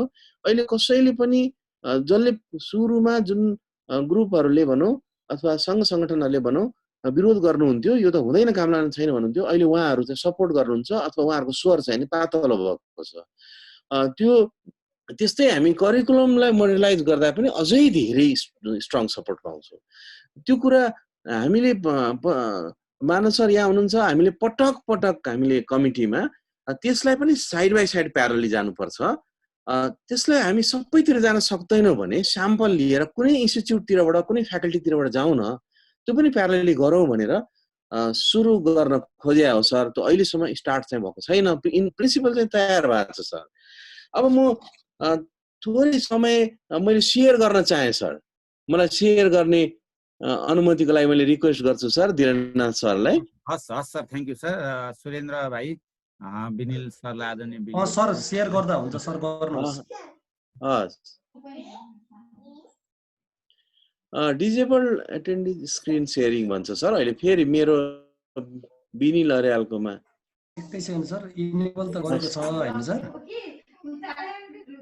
सर गरे हेर्नुस् त।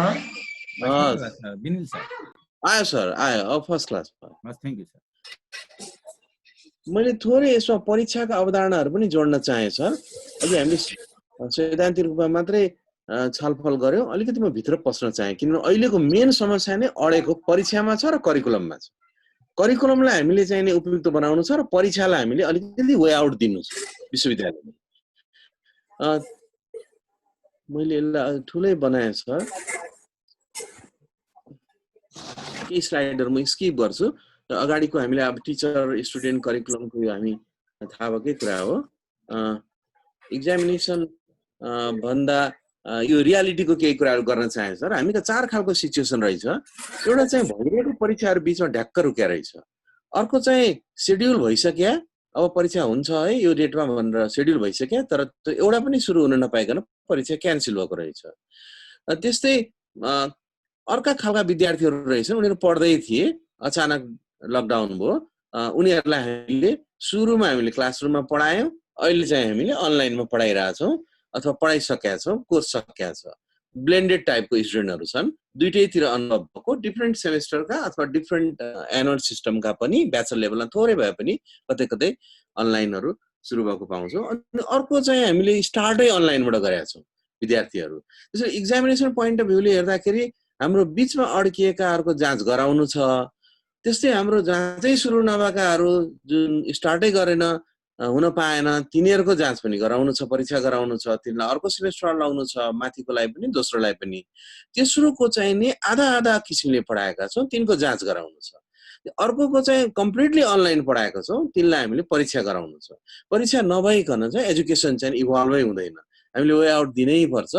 करिकुलमको कुरा साइड बाई साइड जाला, तर यी स्टुडेन्टहरू चाहिँ हाम्रो अभियसली सुरुमा जुन करिकुलममा इन्भल्भ भएका हुन् त्यही करिकुलम लिएर जान्छन्। करिकुलम रिभाइज हुँदाखेरि त अर्को नेक्स्ट यो इनरोल हुने स्टुडेन्टलाई काम लाग्ला।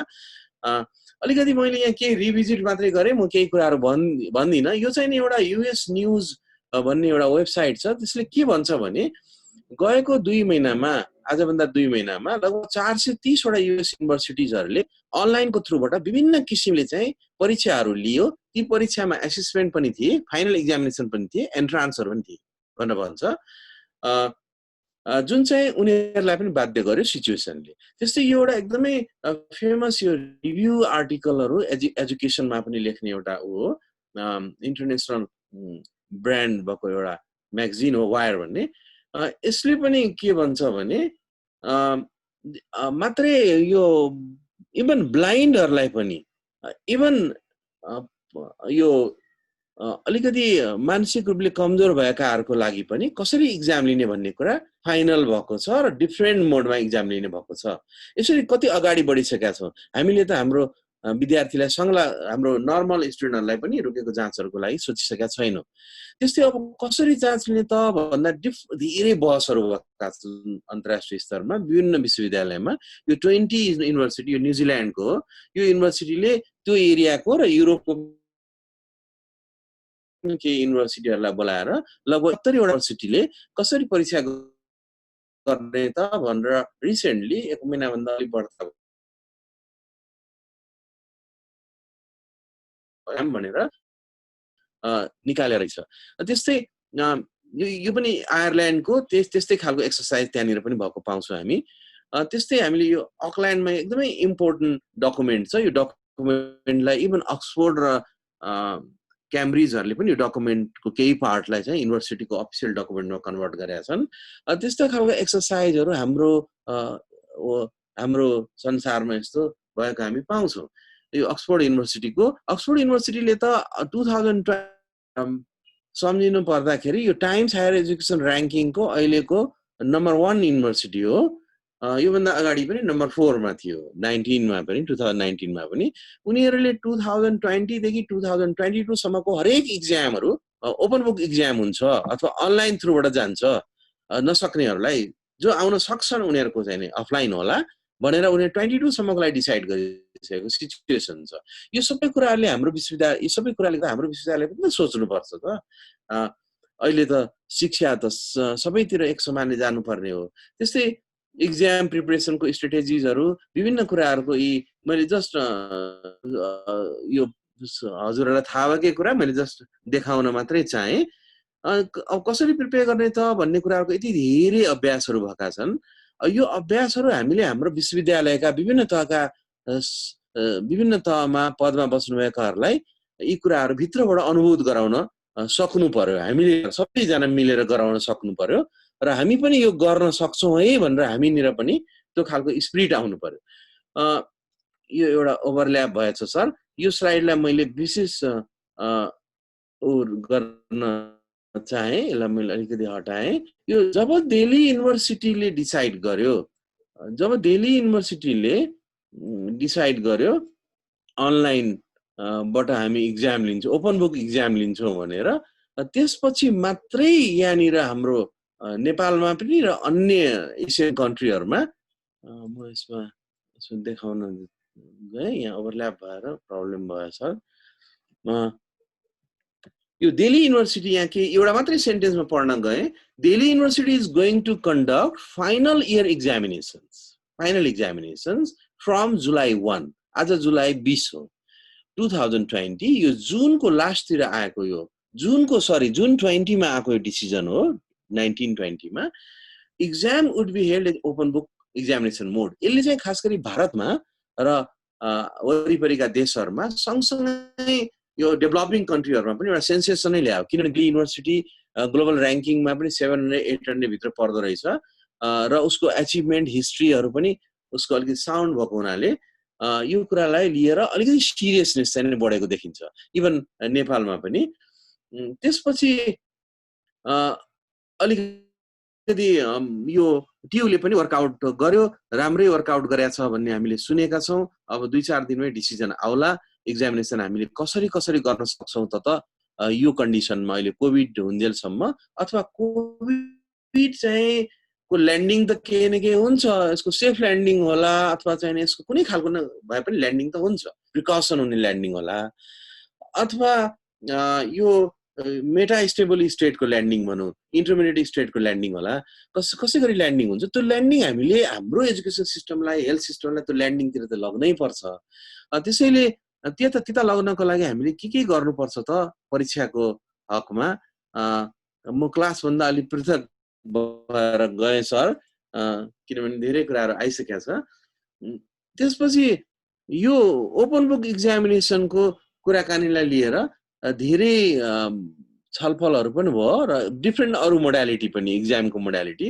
मैले अब हाम्रो विश्वविद्यालयले नभनौँ, दिल्ली युनिभर्सिटी लगायतको यो रिजनका विश्वविद्यालयहरूले साथै हाम्रो विश्वविद्यालयले पनि अबको परीक्षा यो कोभिडले गरेर जुन 4 खालको विद्यार्थीहरू हामीले अगाडि मेन्सन गरेका थियौँ, परीक्षा रुकेका, परीक्षा सुरु हुन नसकेका, अनलाइन र अफलाइन दुईटै क्लास भएका र अनलाइन मात्रै क्लास भइरहेका, यो चारैवटालाई एड्रेस गर्न सक्ने मोडालिटी भनेको यो 4वटा, म यो स्लाइड आवश्यक पर्दैन होला, यो 4वटा मोडालिटी जुन इन्टरनेसनल स्ट्यान्डर्डमा अथवा यो एसियन स्ट्यान्डर्डमा प्र्याक्टिसमै गइसकेको, जुलाई 1 बाट त एक्जामै सुरु भइसक्यो र सानो विषयहरू को सानो ग्रुपहरूको एक्जाम सकिसकेको छ दिल्ली युनिभर्सिटीमा। 27 अगस्तसम्म एक्जामहरू छ। यसरी 4वटा खालको मोडेल चाहिँ एक्जिस्ट गर्दो रहेछ। यो मोडेललाई म थोरै एक्सप्लेन गर्छु र म आफ्नो भनाइ म यहीँनिर छलफलको लागि सर म्याडमनिर आमन्त्रण गर्छु हामी सबैजनाको तर्फबाट। पहिलो चाहिँ ओपन बुक एक्जामै हो। मोडेल 1 चाहिँ ओपन बुक एक्जाम हो। यो अफलाइन पनि हुन्छ, अनलाइन पनि हुन्छ, कोभिडको बेलामा पनि हुन्छ, कोभिड नहुँदा पनि हुन्छ। यो परीक्षा अत्यन्त उत्कृष्ट परीक्षा हो। यो परीक्षा हामीले अहिले 3 घण्टे 2 घण्टे प्रश्नपत्र बनाएर दिने परीक्षा भन्दा पनि उत्कृष्ट परीक्षा हो भनेर अन्तर्राष्ट्रिय स्तरबाट धेरै पहिलेदेखि नै मान्यता पाइसकेको हो। युरोपमा गएर हेर्ने हो भने यो EU स्ट्यान्डर्ड EU5 ग्रेड भन्छ, सबभन्दा हाइएस्ट स्ट्यान्डर्डमा EU5 रहेछ। EU5 मा पुगेका त्यो लेभलमा QAA भएका युनिभर्सिटिजहरुमा सबै एक्जामहरु 100% एक्जामहरु ओपन बुक एक्जाम हुन्छ। EU5 मा पुगेका, EU3 भन्दा माथि गएकाहरु अथवा अमेरिकन मोडेलमा परेकाहरुको एक्जाम चाहिँ यो टिचरहरुले लिने एक्जाम हुन्छ। यो पनि टिचरले लिने हो। आन्तरिक मूल्याङ्कन र मौखिक परीक्षा सँगसँगै जाने, इन्टर्नल इभ्यालुएसन र भाइभा दुईटै गरेर परीक्षा लिने। त्यसै एउटा कम्प्लिटली अनलाइन लिने एउटा सिस्टम छ, यो अमेरिकन मोडेल हो। यसमा हातले लेख्ने हो सर, यसमा चाहिँ कागजमा हातले लेखेर फोटो खिचेर पठाउने जस्तो भयो अनलाइनको हकमा। अफलाइनको हकमा चाहिँ यस्तै हाम्रै एक्जाम जस्तै लेख्ने, उसलाई चाहिँ किताबहरु ल्याउन दिइन्छ, कुनै कोठामा राखिन्छ, रेखदेखमै राखिन्छ, त्यस्तो खालको भयो। र प्रश्न चाहिँ अत्यन्तै एकदमै लोअर अर्डर थिङ्किङबाट स्टार्ट हुन्छ, बिस्तारै चाहिँ इलेबोरेसनहरु गर्ने कुराहरु हुन्छ र हायर अर्डर थिङ्किङमा जान्छ।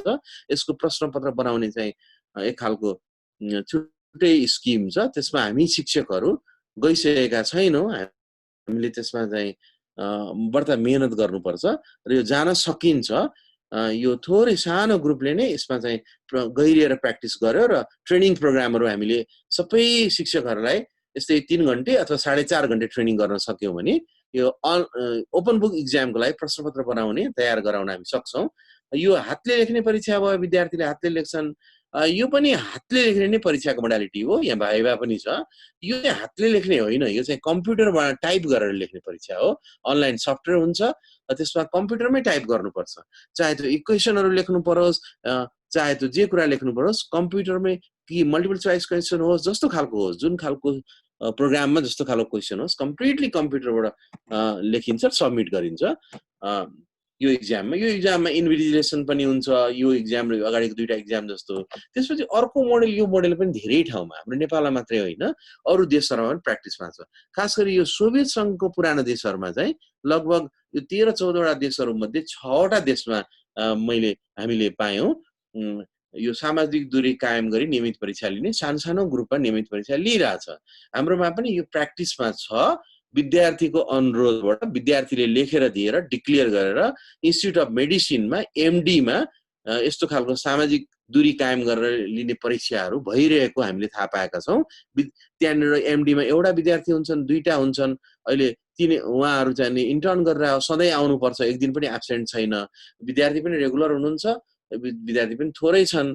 त्यसैले त्यस्तो ठाउँमा चाहिँ विद्यार्थीकै अनुरोधमा विद्यार्थीले नै डिक्लेयर गरेर हाम्रो परीक्षा लिइदिनुपर्छ भनेर परीक्षा भएको छ यहाँ पनि, र अन्य परीक्षा पनि हुने क्रममा होला। यसरी 4वटा खालको मोडेलमा संसारभरि नै गइरहेको, र हाम्रो विश्वविद्यालयले पनि यो 4वटा मोडेलबाट परीक्षा लिन सक्नुपर्छ भन्ने एउटा अवधारणा बनाएको अथवा अवधारणा विकास गरिरहेको हामी पाउँछौँ सर। अब यसमा हुनसक्छ यो मोडेल 3 चाहिँ यिनीहरूले तत्काल यसमा सफ्टवेयर बनाउनुपर्छ, स्टुडेन्टलाई पनि टाइप गर्ने स्किल बढाउनुपर्छ। यो तत्काल 1 वर्ष 2 वर्ष कुनै प्रोग्राममा मात्रै एप्लिकेबल होला, जहाँनिर थोरै विद्यार्थी छन्, विद्यार्थीहरू टेक्निकली साउन्ड छन्, कम्प्युटर मात्रै युज गरिरहेका छन्, उनीहरूको ब्याकग्राउन्ड पनि बेटर छ, त्यसमा यो लागू होला। नत्र भने बिस्तारै पछिको लागि चाहिँ यो 3वटा अगाडिको मोडेलहरूमा 1, 2, 3 मा सबैभन्दा स्ट्रङ्गेस्ट चाहिँ यो मोडेल 1 र मोडेल 3 लाई भनिँदो रहेछ। अन्तर्राष्ट्रिय स्तरमा हामीले हेर्दाखेरि, इभन हाम्रो इन्डियन स्ट्यान्डर्डमा हेर्दा पनि मानव संसाधन मन्त्रालय भन्ने भारतमा हुँदो रहेछ। एजुकेसनको सम्पूर्ण जिम्मा उसले नै पोलिसी बनाउने जिम्मा लिँदो रहेछ र युजिसीसँग जोडिया हुँदो रहेछ। उसले यसलाई चाहिने रुल आउट गरेको छ, यो आन्तरिक मूल्याङ्कन र मौखिक परीक्षा। उसले फर्स्ट र सेकेन्ड, यो फर्स्ट, थर्ड एन्ड फोर्थलाई मात्रै इन्डोर्स गरेको पाउँछौँ। र धेरै कन्ट्रीहरूले चाहिँ खास गरी युरोपियन नेसनमा चाहिँ आन्तरिक मूल्याङ्कन इन्टर्नल इभ्यालुएसन कस्तो खालको भएको छ, त्यो इन्टर्नल इभ्यालुएसनको आधारबाट नै फाइनल इक्जामलाई त्यसलाई अपग्रेड गर्ने, तर त्यो अपग्रेड गर्ने प्रोसेसमा भाइभा एक्जामिनेसन चाहिँ लिने, 1-to-1 स्टुडेन्टसँग अनलाइनमा बसेर भाइभा लिने, त्यस्तो खालको प्र्याक्टिसमा रहेछ सर। यो मैले लास्ट स्लाइड एउटा देखाउन चाहेँ। यो जुन 4वटा मोडेलहरू अहिले कोभिडको अवस्थामा चाहिँ पहिलो 3वटा अलिक बढ्ता छन्, चौथो भन्दा, यिनीहरू अल्टिमेटली हाम्रो कन्टेक्स्टमा के हुँदो रहेछ त यो भनेर यसो सोच्दाखेरि के देखिन्छ भने, यो पहिलो 2टा मोडेलले चाहिँ टिचरलाई र कलेजेसहरूलाई अथवा सेन्ट्रल डिपार्टमेन्टहरूलाई इम्पावर गर्दो रहेछ। पहिलो 2टा मोडेलले चाहिँ फ्याकल्टीलाई भन्छ अब तपाईँले पढाउनु भएको हो, तपाईँले नै जाँच लिनुहोस्, तपाईँले नै इभ्यालुएट गर्नुहोस्, तपाईँले नै फाइनल नम्बर दिनुहोस्, सबै कुरा तपाईँले दिनुहोस्, तपाईँले नम्बर पठाउनुहोस्, त्यसपछि ट्रान्सक्रिप्ट तयार हुन्छ अथवा मार्कसिट तयार हुन्छ। अथवा कलेजलाई भन्छ तपाईँको कलेजले पढाएको हो, कलेजको इक्जामको व्यवस्था सम्पूर्ण तपाईँ नै गर्नुहोस्, सेन्ट्रल डिपार्टमेन्टको इक्जामको व्यवस्था तपाईँले नै गर्नुहोस्, तपाईँले फ्याकल्टी युज गर्नुहोस्, प्रोसेस बनाउनुहोस्। यो 2टा मोडेलले चाहिँ, यो 2टा मोडेलबाट सेन्ट्रलाइज इक्जाम हुन सक्दैन, 2टा मोडेलबाट डिसेन्ट्रलाइज इक्जाम नै हुन्छ। त्यसैले मलाई पर्सनली के लाग्छ भने, खास गरी सेमेस्टर प्रोग्रामको हकमा चाहिँ सेमेस्टर प्रोग्रामको फन्डामेन्टल नर्म्स भनेकै टिचरले पढाउने, टिचरले पढाइको डेप्थ पनि डिसाइड गर्ने र टिचरले परीक्षा लिने हो। 3टै कुरा टिचरले नै गर्ने हो। हाम्रो यहाँनिर कमजोरी के हो भने, हामीलाई सुरुदेखि नै परीक्षा लिनु पर्दैन भन्ने पार्यो, परीक्षाको झन्झटमा हामी पर्न चाहँदैनौँ। हामी के सोच्छौँ भने त्यो हाम्रो कामै होइन, र त्यसलाई त्यो हाम्रो काम हो भन्ने कुरा अनुभूत चाहिँ सिस्टमले हामीलाई गराउनुपर्छ। जसरी अघि हामीले छलफलमा भनेका थियौँ सर, शिक्षकहरूलाई हामीले प्रेरित गर्यौँ, इच्छा शक्ति बढाएको छैन, इच्छा शक्ति बढाउन सकेका छैनौँ। त्यो इच्छा शक्तिमा चाहिँ आफैले गर्ने हो आफ्नो विद्यार्थीको इभ्यालुएसन। आफूले पढाएको विद्यार्थीलाई फाइनल इभ्यालुएट म गर्छु, मोरली, इथिकली र एकाडेमिकली साउन्ड टिचरलाई हामीलाई आफैलाई सबभन्दा पहिले होला त्यसपछि सिस्टमले पनि कोअपरेट गर्नुपर्छ, त्यो बनाउनुपर्छ होला। यो दुईटा मोडेलले चाहिने सेमेस्टर सिस्टमसँग अलिक नजिकै लाग्छ। यो दुईटा मोडेलले चाहिँ यो अनलाइनबाट यो सेन्ट्रलाइज इक्जाम लिने हो, सफ्टवेयर तयार हुन्छ, स्टुडेन्टहरूले त्यो सफ्टवेयरको आइडी पाउँछन्, त्यो आइडीबाट आफ्नो इमेल एकाउन्टबाट भित्र गएर उनीहरूले खोल्न सक्छन्। स्टुडेन्टलाई आइडेन्टिफाई गर्ने चाहिने फेस डिटेक्सन सफ्टवेयर भन्ने हुन्छ। मलाई एउटा इन्ट्रेस्टिङ कुरा के लाग्यो भने सर, यो हाम्रो इन्स्टिट्युट अफ इन्जिनियरिङ छ नि, इन्स्टिट्युट अफ इन्जिनियरिङको क्यापासिटी त धेरै हाई रहेछ। उहाँहरूले त्यहाँका हाम्रा आइटीका हाम्रा इन्जिनियरहरूले धेरै सफ्टवेयर भारतमा युरोपियन युनियनमा बेचेका रहेछन्। इभन फेस डिटेक्सन टेक्नोलोजीका सफ्टवेयरहरू पनि 3वटा सफ्टवेयर बनाएर बेचेका रहेछन्, जुन चाहिँ अनलाइन क्लासको लागि इम्पोर्टेन्ट हुन्छ। अनलाइन क्लासको लागि र अनलाइन इक्जामको लागि त असाध्यै इम्पोर्टेन्ट हुन्छ, किनभने सुरुमा उसले फेस डिटेक्ट गर्नुपर्ने हुन्छ, यही मान्छे हो कि होइन त परीक्षा दिने भनेर सिस्टमले नै भिडियोमा चाहिँ नि उसले भिडियो कति पटकमा उसको अनुहार कति पटक उसको अनुहार देखिनुपर्ने, सधैँ देखिनुपर्ने जरुरी हुँदैन बाहिर पनि अरू कन्ट्रीमा पनि। र यो पनि अभियसली हाम्रो पुरानै इक्जामकै एक्सटेन्सन हो। यसमा खालि फरक के मात्रै होला भने नेपालको कन्टेक्स्टमा क्वेसन पठाउँदाखेरि हामीले इमेलबाट क्वेसन पठाउने खालको यहाँ नियम बन्नुपर्छ होला। र विद्यार्थीले परीक्षा दिइसकेपछि सेन्टर हाम्रो गाउँमा होला, कता होला, स्थानीय निकायमा होला, दूरदराजमा हाम्रा विद्यार्थीहरू पनि हुन सक्छन्, सबै यहाँ आएर सेन्टरमा नबस्न सक्छन्। सेन्टर हामीले एउटै मेरै 120 जना विद्यार्थीको लागि पनि काठमाडौँमा मात्रै नराखेर 3-4 ठाउँमा राख्नुपर्ने होला। त्यसो हुँदाखेरि त्यहाँनिर भएको अरू सेन्टरहरूको त्यहाँ दिएका परीक्षाहरूसम्म क्वेसन पुर्याउनलाई चाहिँ हामीले इमेलबाट अथवा अरू कुनै एप्स युज गरेर आफ्नो सेक्योर सिस्टम युज गरेर पठाउने खालको व्यवस्था यसमा कानुनी व्यवस्था अथवा हाम्रो टियुको व्यवस्थामा हुनुपर्छ। त्यस्तै उसले लेखिसकेपछि उसको कपी पनि त्यहाँ सिल गरेर राख्ने, सिल गर्नुभन्दा अगाडि चाहिँ हरेक पेज स्क्यान गरेर त्यसको PDF फाइल बनाएर एक्जामिनेसन बोर्डलाई पठाउने, ताकि प्रोसेस चाँडै नै जाओस्, कपी नै लिएर बोकेर यो क्राइसिसको बेलामा कोही आउनु नपरोस्। यति मैले अलिकति डिटेलमा परीक्षाको कुराकानी जुन अन्तर्राष्ट्रिय स्तरमा प्र्याक्टिसमा भएका र हाम्रोमा पनि यी कुराहरू छलफलमा आएका, भोलिको दिनमा हाम्रा विद्यार्थीहरूले कुन कुन मोडालिटीमा जहाँ दिन सक्ने खालका हुन्छन्, हामी टिचरहरूले कुन कुन मोडालिटीमा हामी आफूलाई रात दिन मेहनत गरेर तयार गरिदिन सक्छौँ विश्वविद्यालयको लागि, त्यो त्यसमा अध्ययनहरू होला। र अन्तिम मोडेल त हाम्रो आफ्नो पुरानै प्र्याक्टिसको मोडेल हो। हाम्रो प्रश्नपत्र त्यही खालको हुन्, हाम्रो परीक्षाको समयहरू त्यही खालको हो, खालि अलिकति सामाजिक दूरीको कुरा भयो। र सेन्टरहरू चाहिँ एक्जामिनेसन सेन्टर चाहिँ अलिक बढी हुने भए रिलेटिभली लार्जर ग्रुपको लागि। राखेँ सर, मैले समय अपेक्षाकृत बढ्ता नै लिएँ, परीक्षामा म अलिकति डिटेलमा गएँ र मैले आफ्नो कुरा यही राखेँ र छलफलको लागि सरलाई अगाडि कार्यक्रम बढाउनलाई अनुरोध गरेँ सर। हस्, धन्यवाद आदरणीय विनिल सर। वास्तवमा सरले करिकुलम र परीक्षाका बारेमा लगायत अन्य धेरै विषयमा हामीलाई धेरै कुराहरूको जानकारी दिनुभयो। र सरले भनेको जस्तै पहिला सुरुमा म पनि मास्टर डिग्रीमा रत्नराज लक्ष्मी क्याम्पसमा पढाउँछु। सुरुमा हामीसँग जम्मा 386 जना विद्यार्थीहरू छन्। सुरुमा विद्यार्थीहरू त्यति आकर्षित भए जस्तो नलागेको, अथवा हाम्रो बत्ती जान्छ, अथवा नेटले काम गरेन, अथवा मोबाइलले काम गरेन जस्ता कुराहरू सुनिन्थे। तर अहिले वास्तवमा साँच्चीकै आकर्षण बढेको छ। मैले आफ्नो अनुभव र अन्य मैले यो यतिका धेरै कार्यक्रम चलाइरहँदा धेरै सरहरूसँग, धेरै क्षेत्रका पूर्वदेखि पश्चिमसम्मका प्राध्यापक साथीहरूसँग कुरा गर्दा पनि अहिले पछिल्लो अवस्थामा साँच्चीकै आकर्षण बढेको छ। हामी अघि सरले भनेको जस्तै वास्तवमा गर्न सकिन्छ, हामीले नै गर्ने हो भनेर सुरु गर्दाखेरि, अथवा यसको अग्रज त सरहरू नै हो। सुरुका दिनदेखि अहिलेसम्म सरहरू चाहिँ यो लिडिङ रोलमै हुनुहुन्छ, अग्रपङ्क्तिमा हुनुहुन्छ र हामी पछि छौँ। सरहरूको यो जसरी इन्करेज गर्नुभयो सर, यसको लागि पनि सरलाई विशेष धन्यवाद दिन चाहन्छु। र म यसपछि चाहिँ फ्लोरलाई ओपन गर्छु र आदरणीय प्राध्यापक साथीहरूलाई मैले चाहिँ ह्यान्ड रेज गरिदिनु होला। यहाँ सबैलाई भनेर सकिँदैन, यहीँ नै ह्यान्ड रेज गरिदिनु होला कम्प्युटरमा नै। त्यसपछि हामी क्रमैसँग चाहिँ बोलाउने छौँ र भन्दै मैले अब ह्यान्ड रेज गरिदिन अनुरोध गरेँ र मैले पनि फ्लोरलाई ओपन भएको चाहिँ जानकारी गराएँ।